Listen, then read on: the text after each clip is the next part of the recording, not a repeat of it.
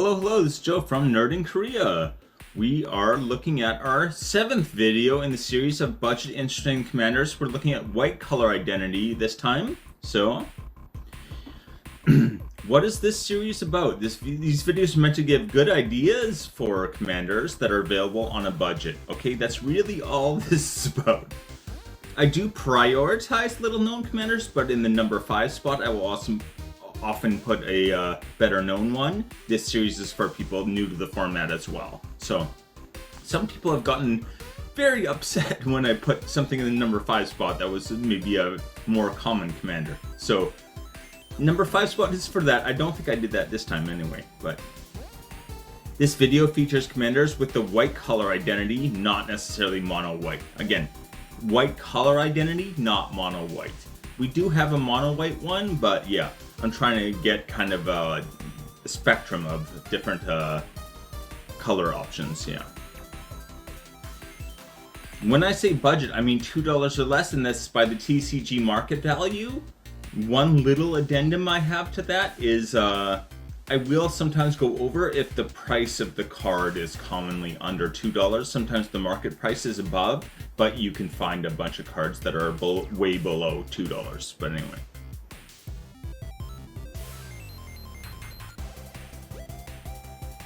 Number 5. Queen, Itinerant Meddler. Yeah, Itinerant, I think is right. Anyway. You basically tap him, each player may draw a card, and then each player who drew a card gains 1 life. So this is a group hug commander. I haven't featured a group hug commander before.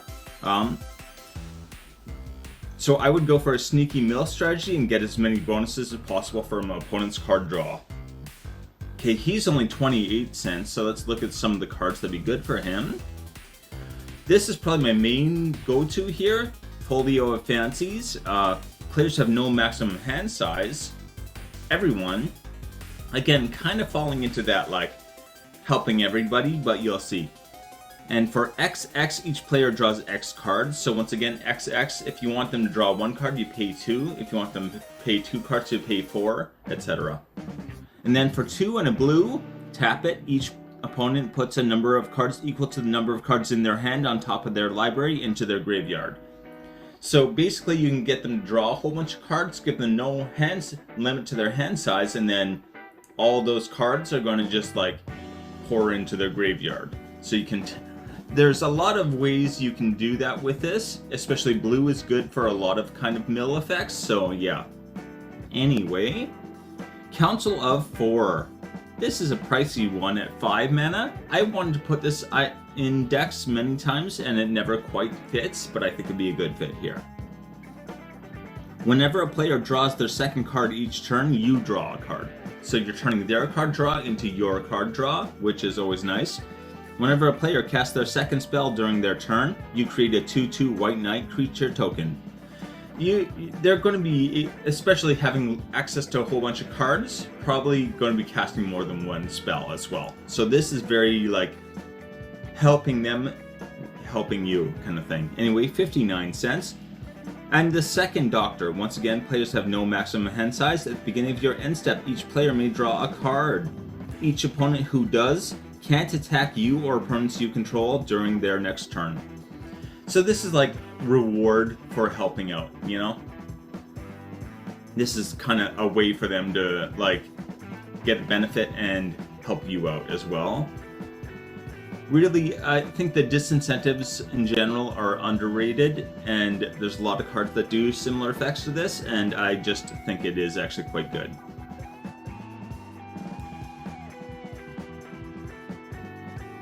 Number 4. Commander Isha. So again, one thing I want to point out is that this is a bird soldier, okay? So flying, and as protection from creatures. So that's kind of the main ability we focus on here, is the protection from creatures. Yeah, it's an unblockable commander that cannot be easily meddled with. Again, creatures' abilities, creatures' everything, can't target your commander. That's a pretty huge advantage. Commander damage equipment strategy is definitely what I would do, and this is our $2.31 one. Again, that's above my $2, but I found several that were like around 125, I think. So very commonly available for less than 2, but technically it's listed at higher. Anyway, mono white and equipment go together very nicely.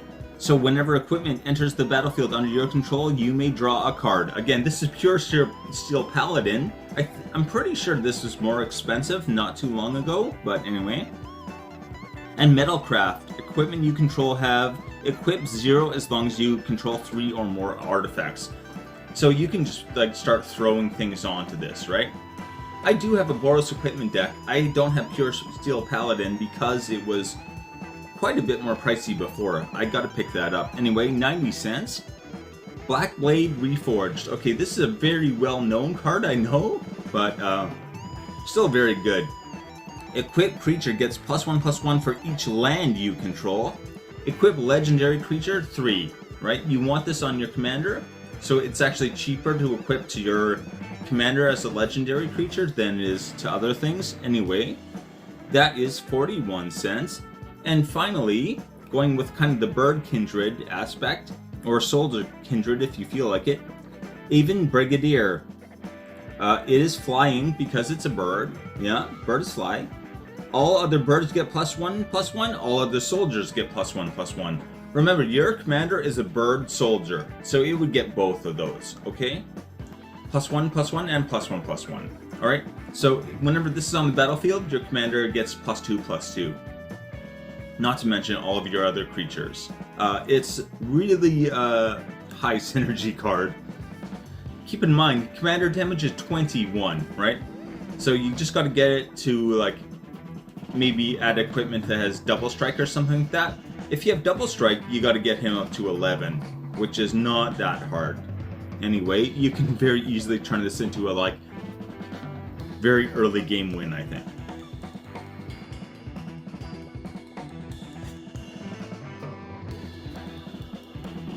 Number 3. Will Scion of Peace. Okay. One thing I do like about this guy is that he is a lower casting cost. 3, I think, is pretty ideal for commanders generally. Anyway, he is white-blue. So he has Vigilance, and tap him, spells you cost this turn, cast that, spells that are white and or blue cost X less to cast, where X is the amount of life you gain this turn. So he's a life gain commander, and he's all spells. A lot of times effects like this are going to be useful on like only artifacts or only instants of sorceries or only creatures or whatever. This is just all spells, okay? All spells, huge rebate as long as they're white or blue, and that's his color identity. So usually when we say spell slinger, we mean instants of sorceries. This is just all spell slinger. And also, the other limitation that these usually have is that they'll either do it once for one spell or have a much lower impact for all spells, right? There's lots of things that be like -1 to your casting cost for everything, or you can get like 5 off of one spell. This is any kind of spell that's blue or white, and yeah, just crazy. Just crazy. Anyway, 26 cents. Again, this is a life gain strategy, right? We're looking at life gain. So what do we have that would be useful with life gain? Okay, Sphinx's Revelation. You gain X life and draw X cards. So with this spell, you're just saying, oh, I want to have a whole bunch of cards in hand and gain a bunch of life to make casting cheaper. And I've got the cards now, to actually cast. So this spell with this commander is just like a crazy combo. Alright, Gwei here, greatest of the eagles. I should practice saying all these before. Anyway, Bird Noble. As usual, flying. Again, one nice thing about this is that if you go the bird route, you're going to just have so much evasion. Like flying, you're almost like making a flying deck without meaning to, I think. But whenever it attacks, target creature gains flying until end of turn. So that's very nice, right? If you do have a creature that isn't flying, you just make it flying. At the beginning of each end step, if you gain 3 or more life this turn, you should be gaining life. Okay, you should be gaining 3 life like every one of your turns for sure, and maybe everyone else's turns. Also, remember this is each end step, not your end step, each. So you can potentially make 4 3/3s per round. So very, very good. And when it has a 3/3 bird, creature token with flying, and whenever this creature attacks, target attacking creature gains flying until end of turn. So basically it's going to make everything flying. You don't have to worry as much about making sure everything is flying. When you have this card, this makes a lot more flyers for you. For instance, token creatures might not have flying. Like we're going to see right here, Phyrexian Processor. I did a life gain mechanics video recently, and I found out about this card right after I posted the video, and I was like, oh. Anyway. As Phyrexian Processor enters the battlefield, pay any amount of life. So you do have to pay life, but with this commander, you should just be stacking up life. Just like crazy. Anyway, for 4 and tap, create an XX black Phyrexian minion creature token where X is life paid as it entered the battlefield. Again, if you're up to like 80 life, pay like 30 when it comes in and make a 30/30. This is potentially like not maybe a win con, but I'd say like a finisher kind of thing. Anyway, only 37 cents for that. I'm actually ordering this in my basket right now.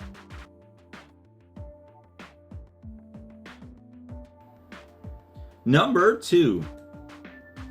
I love this card in particular. I feel like some people get upset when I do new cards, but this is just amazing. Sophia, Dogged Detective. Okay. The wordplay is fun too, but anyway. When Sophia, Dogged Detective enters the battlefield, create Tiny, a legendary 2/2 green dog detective creature token with trample. Okay, so it has trample, that's always nice. Also, its name is Tiny, but it's a big dog. Anyway. Pay 1, sacrifice an artifact creature token, put a +1/+1 counter on each dog you control. Once again, you don't have to tap her to do this. So if you make a whole bunch of even like clue tokens or something, you can just pay 1 and sack them and then make all your dogs huge, right? So this is Dog Kindred, very, very much Dog Kindred. Anyway, whenever a dog you control deals combat damage to a player, create a food token, then investigate, right? Because they're a dog, you make food, and because they're detectives, you investigate. You see?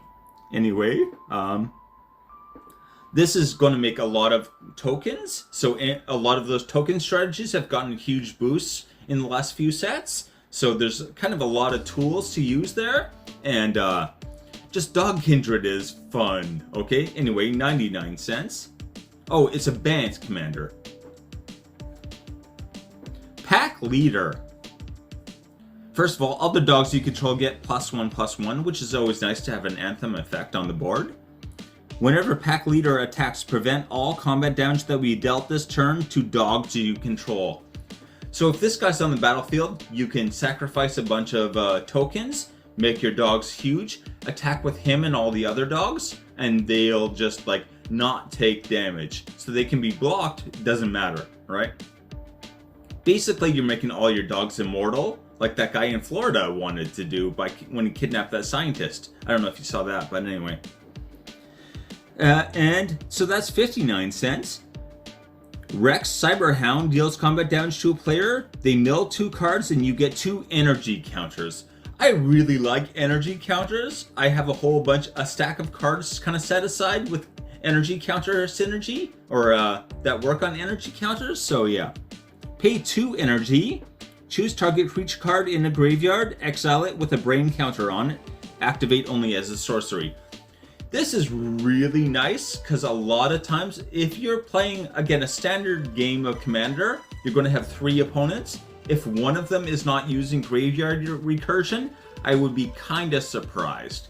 Alright? They might not be doing creatures, they might be doing like something else, but this is very useful because I think creatures are one of the main targets for graveyard recursion. But anyway, Rex has all activated abilities of all cards in exile with brain counters on them. Okay, so you can just get a stack of abilities on him. Someone casts a creature with a cool activated ability, you blow it up, you exile it with a brain counter, you just start using it whenever you want. You're kind of just taking whatever tools other people have and making them your own. Absolutely, really incredible. 99 cents only for that one. I feel like it should not be 99 cents, but okay, I gotta order that one. And Greater Tanuki. Okay, I also love this because it's a raccoon dog. Maybe if you've never seen a raccoon dog, I have. I was at a restaurant one time, and I was just sitting there, and I look over under a chair kind of in the corner, and I'm like, is that a raccoon? Or, no, that's a dog. I really couldn't figure out if it was a raccoon or a dog.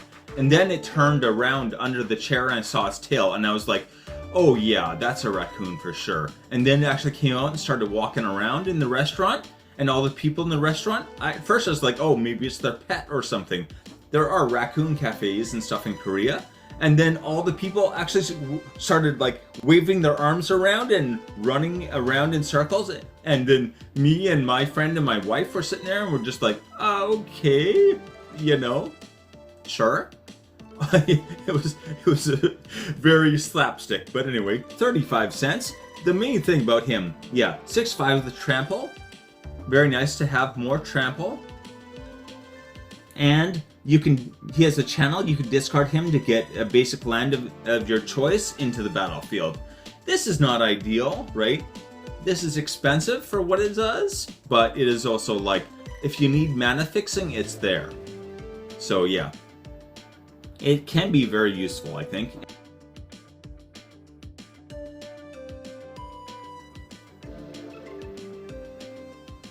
Number 1. Oh, please hit like and subscribe. Anyway, alright. That would be much appreciated. Waita Trainer Prodigy. I actually did not put this in the number 1 originally, and then I started thinking about it more, and then I kind of bumped her up. So first of all, she has haste. That's always nice, right? Pay 2 and a green. Target creature you control fights another target creature. This ability costs 2 less to cast if it targets 2 creatures you control. So it's only 1 green and tap if you want to make 2 things you control fight, which can be very, very useful. It might sound like that's a bad idea, but believe me, it ain't. Especially with the second part here. If a creature you control being dealt damage causes a triggered ability of a permanent you control to trigger, that ability triggers an additional time. Okay, so if they take damage and taking damage triggers an ability, you do that 2 times instead of once. I think you might see where this is going. Anyway, 21 cents. And Ranging Raptors. Okay, when it has Enrage, whenever Ranging Raptors is dealt damage, you may search your library for a basic land card, put it onto the battlefield tapped, then shuffle. So every time this takes damage, you're ramping. Basically, mana fixing / ramping. Just a lot of usefulness that you can't really complain about having something that's just gonna be able to keep getting you lands, that's for sure. Brash Taunter. Okay, this, I know everyone knows this card. You don't have to tell me, but in this deck, it's like absolutely incredible. So first of all, he's indestructible, which is always nice. If you've got something that's, you're damaging yourself. Whenever Brash Taunter is dealt damage, it deals that much damage to target opponent. Okay, so again, if you make 2 things fight, like this Ranging Raptor fight Brash Taunter, the Ranging Raptor will take damage and then search for a land, and because your commander has that ability, search for 2 lands. Every time you make this fight something else, you can get 2 lands, and you can also make sure you're not doing so much damage as to kill it, right? Brash Taunter, you don't have to worry about killing because it's indestructible. He's going to do 3 damage to targeted opponent, depends how much damage he takes to target opponent, and that's going to trigger twice as well. So you're doing like double damage that he takes to an opponent.